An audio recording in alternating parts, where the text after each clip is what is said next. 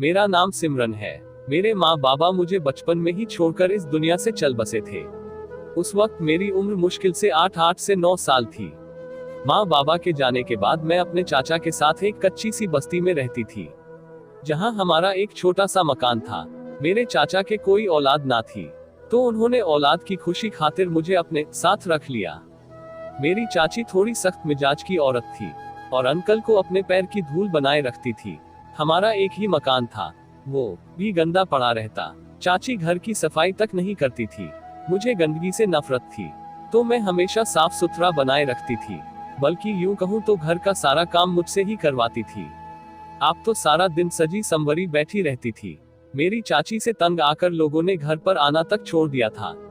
चाचा के हालात तो इसे थे कि लोगों का कर्ज तक नहीं चुका सकते थे। जब लोग अपना दिया कर्ज मांगने आते, तो चाची उनसे झूठ बोल देती कि वो घर पर नहीं है।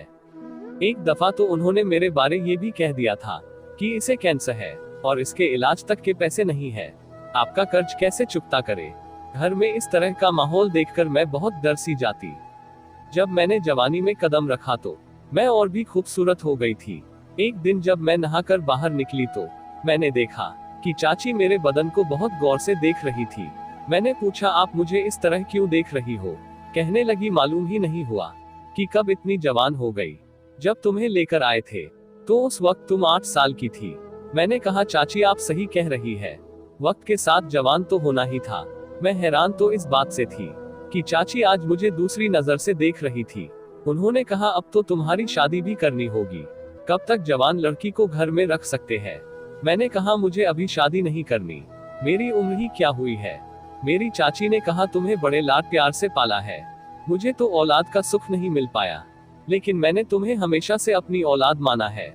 मेरी चाची बहुत ही अयाश किस्म की औरत थी, लेकिन उसने कभी मेरा बुरा नहीं सोचा था। हमेशा मुझे अपनी सगी बेटी की तरह प्यार दिया, मगर उनका बोलने का तरीका थोड़ा अलग था। मुझे चाची के साथ रहने में कोई परेशानी नहीं थी, लेकिन उन्होंने मुझे कभी घर से बाहर नहीं जाने दिया। इस बात का मुझे बहुत अफसोस है कि अगर आज मेरी माँ जिंदा होती तो मैं भी कहीं बाहर घूमने के लिए जा सकती थी। आखिर माँ तो माँ होती है, उसकी जगह कोई दूसरी औरत कैसे ले सकती थी। एक दिन मेरी चाची ने मुझसे कहा, मैं किसी काम से दूसरे गांव जा रही हूँ, शायद मैं कुछ दिनों तक वापस नहीं आऊंगी, तुम अपने चाचा के साथ घर पर ही रहना है। मैं हैरान हुई कि चाची तो कभी दूसरे गांव गई ही नहीं, तो अचानक से उनका कौन सा जरूरी काम आ गया जो कुछ दिनों तक जाने का बोल रही है। मैंने चाची से पूछा, आप तो कहीं बाहर जाती भी नहीं, तो आज अचानक से दूसरे गांव जाना? इतना सुनते ही गुस्से कहने लगी, तुम अपने काम से काम रखो, मैं जो तुम्हें कह रही हूँ उस पर ध्यान दो। मैं जा रही हूँ, जब तुम्हारे चाचा घर आए तो उनसे कह देना। यह कहकर घर से निकल गई। घर में मैं अकेली थी, तो सोचा जब तक चाचा जी काम से वापस नहीं आते तब तक उनके लिए खाना बना लेती हूँ। शाम को जब मेहनत मजदूरी करके घर आए तो पूछा, तुम्हारी चाची कहीं नजर नहीं आ रही? तो मैंने उनसे कहा, चाची घर पर नहीं है, वो किसी काम से दूसरे गांव चली गई और कहकर गई है कि मैं कुछ दिनों बाद वापस आऊंगी। मेरी बात सुनकर चाचा हैरत से पूछने लगे, किससे पूछ कर गई है? मैंने कहा कि मुझसे तो पूछ कर नहीं गई चाचा जी, वह तो आपको बताने का कहकर चली गई, पर कह रही थी कोई जरूरी काम आया है। चाचा कहने लगे, मैं तो इसकी करतूतों से परेशान हो चुका हूँ। वैसे चाचा जो कि चाची के साथ कुछ खास नहीं बनती थी, क्योंकि चाचा जी मुझे अपने साथ नहीं रखना चाहते थे। वो कहते थे कि हम इसकी परवरिश नहीं कर सकते, लेकिन चाची मुझे अपने साथ रखने की जिद पर अड़ी रही, तो मजबूरन चाचा जी को उनकी बात माननी पड़ी। मेरी चाची कभी किसी से घुनघट नहीं करती थी, जिस वजह से हर रोज एक दूसरे के साथ झगड़ते रहते थे। यहाँ तक कि चाचा जी गली गलीच देने तक उतर आते थे। चारपाई पर बैठे अपने आप से कह रहे थे कि जब वापस आएगी तो उससे बात करूंगा, उसे घर से निकाल दूंगा। इस तरह की बातें सुनकर मैं ज्यादा हैरान नहीं थी, क्योंकि चाचा जी अक्सर हमेशा यही कहते रहते थे। खैर चाची 2 दिनों बाद गांव से वापस आ गई, लेकिन मुझे पता था कि घर में हंगामा शुरू होगा, इसलिए मैंने चाची से कह दिया कि ज्यादा शोर शराबा मत करना, वो बहुत गुस्से में है। फिर चाचा जी बदतमीजी पर उतर आए, मगर चाची ने उनकी बातों का कोई जवाब नहीं दिया और सुबह होने तक घर में सब कुछ ठीक हो गया। अगले दिन चाची ने मुझसे कहा, बेटी सिमरन आज तुम कमरे में मेरे साथ ही सो जाना। मैंने कहा कि नहीं, मुझे आपके साथ नींद नहीं आएगी, मैं अपने कमरे में ही जाकर सो जाऊंगी। अब मैं जवान हो चुकी हूँ, मुझे अकेली सोने में कोई परेशानी नहीं है। चाचा जी होते हुए मैं आपके साथ कमरे में कैसे सो सकती हूँ? उनकी चिंता मत करो, तुम्हारे चाचा जी आजकल बाहर सोने लगे हैं, इसलिए कमरे में अकेली ही रहती हूँ। दोनों मिलकर खूब बातें करेंगे। चाची की इस बात को सुनकर मैंने उनके साथ सोने के लिए हाँ भर दिया, क्योंकि बचपन से मेरे साथ बातें करने वाला कोई नहीं था और घर से बाहर भी नहीं जाने देते थे। मैं चाची के साथ उनके कमरे जाकर सो गई और मेरे सामने उन्होंने सजने संवरने वाली तरह तरह की चीजें रख दी। मुझे उनसे ये उम्मीद नहीं थी। उन्होंने कहा, मैं ये सब चीजें तुम्हारे लिए गांव से लेकर आई हूँ। यह सुनकर मैं बहुत खुश हुई, क्योंकि चाची ने आज तक मुझे कोई भी चीज खरीद कर नहीं दी थी। बातें करते करते पता ही नहीं चला कि मुझे कब नींद आए, लेकिन जैसे ही सुबह मेरी नींद से आंख खुली तो मैं चौंक उठी, क्योंकि दोपहर के 11 बजे बज रहे थे और मैं तो हमेशा सुबह दिन निकलने से पहले ही उठ जाती थी। मैं जल्दी से उठकर चाची के पास गई और कहा कि मुझे आज क्या हुआ, जबकि मैं तो सवेरे जल्दी ही उठ जाती थी। उन्होंने कहा कि हमें बातें करते करते रात काफी हो चुकी थी, इसीलिए तुम्हें गहरी नींद आ गई थी, लेकिन मैंने तुम्हें जगाने की बजाय सोचा कि कितने सालों बाद इतनी सुकून से सोई है। अपनी चाची के मुंह से इस बात को सुनकर मैं हैरान रह गई, क्योंकि जब से मैं जवान हुई थी तो घर की सारी जिम्मेदारियां मुझ पर थोप दी। मुझे उठने में जरा सी भी देर हो जाती तो घर के कामों को लेकर डांटने लगती। फिर आज उनको मुझ पर इतना तरस कैसे आ गया? मैंने चाय पी और उसके बाद घर के कामों में बिजी हो गई। तभी अचानक से चाची कहने लगी कि ये क्या कर रही हो? मैंने कहा कि जूठे बर्तन साफ कर रही हूँ, घर के बाकी काम तो आपने मेरे उठने से पहले निपटा लिए।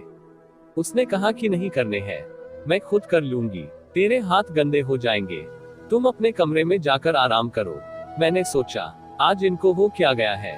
तभी कहने लगी, आज से घर का कोई काम नहीं करेगी, खड़ी होकर अपने गंदे हाथों को साफ कर ले और जाकर कमरे में बैठ जा, और सुन, शाम को नहाने के बाद मेरी लाकर दी हुए चीजें से खुद को तैयार कर लेना। मुझे आज इस तरह का बर्ताव देखकर अजीब लग रहा था, लेकिन मुझे सजने संवरने का मौका मिल रहा था, तो मैंने कोई सवाल जवाब नहीं किया। खुश होकर अपने कमरे में चली गई और बिस्तर पर लेटकर सोचने लगी, आखिर चाची मेरे लिए ये सब क्यों कर रही है? और जब से मैं अपनी चाची के साथ सोई थी तो सुबह मेरी तबीयत बिगड़ चुकी थी, मेरा जिस्म भी जोरों से दर्द कर रहा था। फिर सोचा शायद एक ही बिस्तर पर चाची के साथ सोने की वजह से करवटें नहीं बदल पाई, इसलिए ये सब हो रहा है। मैंने यह बात अपनी चाची को बताई और कहा कि मैं आज अपने कमरे में जाकर सो जाती हूँ। उन्होंने कहा, बस इतनी सी बात है, आज तुम अपनी चारपाई मेरे कमरे में ले आना, अब जाओ और जल्दी से तैयार हो जाओ। मैं अपने कमरे में तैयार होने चली गई और जब सोने का वक्त हुआ तो उनके कमरे में अपनी चारपाई लेकर आ गई। वैसे भी अब मुझे चाची के साथ रात भर बातें करने की आदत हो चुकी थी, लेकिन दिन ब दिन मेरी तबीयत बिगड़ती चली गई। मेरे जिस्म में अजीब किस्म का बदलाव दिखना शुरू हो गया, जो कि चाची के कमरे में सोने से पहले बिल्कुल भी नहीं था। मुझे ऐसा महसूस होने लगा कि मैं वक्त से पहले ही जवान हो चुकी हूँ और हमारे घर में भी कुछ अजीब सा होने लगा था। मेरी चाची का मुझे इस तरह तैयार करके अपने पास सुलाना, ये कोई छोटी बात नहीं थी। अब तो मुझे भी कुछ गड़बड़ लगने लगा। आजकल मेरे चाचा भी मुझसे दूर रहने लगे, जबकि पहले अपने काम से वापस घर आते तो कुछ पल के लिए मेरे पास बैठकर बातें किया करते। अजीब बात तो ये थी कि मेरी चाची मुझसे घर का काम करने की बजाय सारा दिन आराम करवाती है। मुझे कुछ समझ नहीं आ रहा था कि मेरे साथ ये सब चल क्या रहा है। एक दिन जब सुबह अपने बिस्तर से उठी तो मेरी कमर में अजीब किस्म का दर्द हो रहा था। मैंने चाची को बताया तो उसने बात को बदलते हुए कहने लगी, देख तुम्हारे लिए बाजार से क्या लेकर आई हूँ। वो मेरे लिए लिपस्टिक और एक जोड़े झुमके लेकर आई हूँ। ये देखकर मैं बहुत ज्यादा खुश हुई और सारा दर्द भुलाकर उनके गले से लिपट गई। लेकिन जैसे ही शाम हुई तो कहने लगी, जा अब जल्दी से तैयार हो जा, आज मैं जो तुम्हारे लिए लाल रंग की लिपस्टिक लेकर आई हूँ उसे लगाना भूल मत जाना। ये सुनते ही मैं एकदम से चौंक उठी। झुमके तक तो बात ठीक थी, मगर लिपस्टिक वाली बात थोड़ी अजीब थी, क्योंकि ये सब तो शादीशुदा लड़कियां ही इस्तेमाल करती है, मगर मेरी तो अभी तक किसी से शादी भी नहीं हुई। मैंने हैरत से पूछा, चाची मैं तो अभी तक कुंवारी हूँ, तो फिर ये कैसे लगा सकती हूँ? तो उन्होंने इस बार बात को घुमाने के बजाय कहा, तुमसे शादी कौन करेगा, शादी करने की बात को भूल जाओ। मैं हैरान थी कि एक तरफ तो मुझसे घर का कोई भी नहीं करवाती, और अब ये कह रही है कि शादी करने का सपना भूल जाओ। अब मुझे बहुत चिंता हो रही थी। मेरी चाची इतनी भी अच्छी नहीं थी, जो मेरे सामने अच्छी होने का नाटक कर रही थी। इसका मतलब कोई तो ऐसी बात है जो मुझसे छुपा रही थी। मुझे जानना होगा, लेकिन मेरे लिए ये सब इतना आसान भी नहीं था। मैं अपने कमरे में चली गई और सोचने लगी कि अचानक चाची को मुझ पर इतना प्यार कैसे आ रहा है, और ये तो बिना मतलब के कुछ भी नहीं करती। मुझे ऐसा लग रहा था जैसे मेरे साथ बहुत बुरा होने वाला है। एक दिन मैंने ठान लिया कि आज कुछ भी हो जाए, सच्चाई का पता लगाकर ही रहूंगी। जैसे ही शाम हुई तो मैं तैयार होकर चाची के कमरे में चली गई।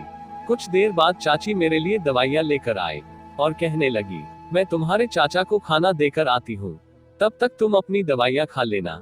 चाची मुझे हर रोज दवाइयां खिलाती क्योंकि मेरी तबीयत बिगड़ती ही जा रही थी। उनका खाने के बाद पता नहीं मुझे कब नींद आ जाती, और सुबह जब मेरी आंख खुलती तो एक अजीब सा दर्द महसूस होता। चाची के कमरे से निकलते ही मैंने दवाइयां लेने के बजाय छिपा दी और रोज की तरह सोने का नाटक करने लगी। मेरी चाची मेरे सामने हमेशा की तरह सो जाती थी कि जैसे उनकी आंख लग गई हो, लेकिन आज वह सोई नहीं थी, बल्कि मेरे पास बैठी किसी से अजीब तरह की बातें कर रही थी। सामने वाले से कह रही थी, उसको मत लेकर आओ, वह बड़ी ही बदतमीजी करता है। सुबह ये मुझसे कह रही कि मेरी कमर में दर्द हो रहा है। मैंने बड़ी मुश्किल से झूठ बोलकर बात को घुमा दिया था। उसको रहने दो, किसी को भेज दो, पता नहीं किसे बुलाने को कह रही थी। मुझे बहुत अजीब लग रहा था, लेकिन मैं नींद आने का बहाना बनाकर लेटी रही। साथ में यह भी कह रही थी, इस बार पूरे 50,000 लूंगी, इसका अभी बिगड़ा ही क्या है, अभी तो जवानी आई है। मानती हूँ इसकी अभी उम्र कम है, आप चिंता मत करो। बेहोश होती है तो क्या हुआ, लड़की की सांसें तो चल रही है। चाची की इस बात को सुनकर मैं बहुत डर सी गई। अब तो मुझे भी समझ आने लगा, और मैं बुरी तरह से घबरा रही थी कि अब मेरा क्या होगा। तकरीबन रात के 11 ही बजे थे। मेरी चाची मेरे बगल से उठकर बाहर चली गई, और कोई अनजान आदमी कमरे में दाखिल हुआ तो मेरी आंखें खुली, और जब वो आहिस्ता आहिस्ता मेरे नजदीक आया तो मेरी डर के मारे चीख निकल पड़ी। लेकिन रात काफी हो चुकी थी, इसलिए बस्ती वाले सब सो चुके थे। दरवाजा भी चाची ने बाहर से बंद कर दिया था। मुझे उस आदमी ने जबरदस्ती पकड़कर बिस्तर पर लेटा दिया। तभी चारपाई के पास पड़ा पानी का मग मेरे हाथ में आया। वह पानी से भरा उस आदमी के सर पर दे मारा। सर में चोट लगने से वह बेहोश होकर वहीं बिस्तर पर गिर पड़ा। तभी मग के लगने की आवाज सुनकर चाची जल्दी से अंदर आए। हैरानी से मेरी तरफ देखकर कहने लगी, ये क्या कर दिया तुमने। मैं चाची को जोर से धक्का देकर कमरे से निकल गई और दरवाजे को बाहर से लॉक कर दिया। चाचा जी के पास जाकर उनको जगाने की कोशिश करने लगी, लेकिन चाची ने शायद इनके खाने में भी नींद की गोलियां मिला दी थी। कुछ देर कोशिश करने के बाद चाचा को कुछ होश आया और उनसे सारी बात कह दी। मैंने यह भी कह दिया कि वो दोनों कमरे के अंदर है और मैंने दरवाजा बाहर से लॉक कर दिया है। चाचा ने जल्दी से पुलिस स्टेशन फोन लगाया और उनको इसी वक्त घर आने का बोल दिया। चाचा मुझसे कह रहे थे, बेटी घबराओ मत, कुछ नहीं होगा, मैं हूं ना। चाची बार बार अंदर से दरवाजा थपथपा रही थी।